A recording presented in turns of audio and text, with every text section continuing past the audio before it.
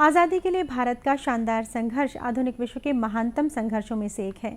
दूरदर्शन समाचार इतिहास की धारा बदलने वालों की झलक रोजाना आपके लिए लेकर आ रहा है। आज हम बात कर रहे हैं महान राष्ट्रवादी इतिहासविद विश्वनाथ काशीनाथ राजवाड़े के बारे में।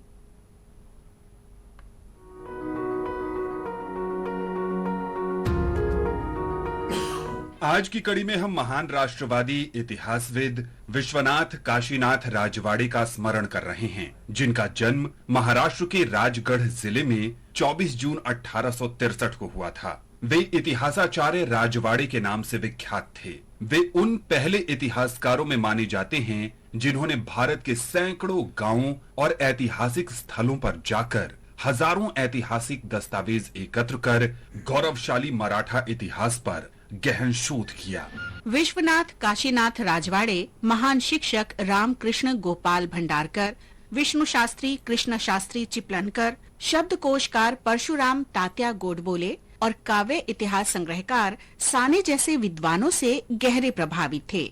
हालांकि वे भारत में लागू उच्च शिक्षा मॉडल के प्रबल आलोचक थे, जो उनके अनुसार मूल विचार और शोध अनुसंधान को बढ़ावा देने में सहायक नहीं थी।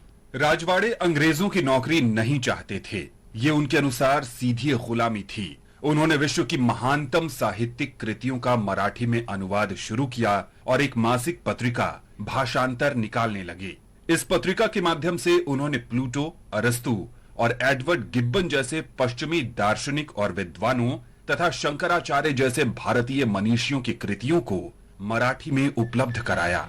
राजवाड़े की प्रतिभा में एक शोधकर्ता, एक इतिहास व्याकरणविद, समाज विज्ञानी और शब्द उत्पत्ति शास्त्री की विलक्षणता का अद्भुत मिश्रण था। वे अंग्रेज इतिहासकारों द्वारा लिखे गए मराठा इतिहास से प्रसन्न नहीं थे, जिसमें अधीन लोगों पर विजेता का दृष्टिकोण स्थापित करने की कोशिश की गई थी। राजवाड़े एक निष्पक्ष दृष्टिकोण रखना चाहते थे।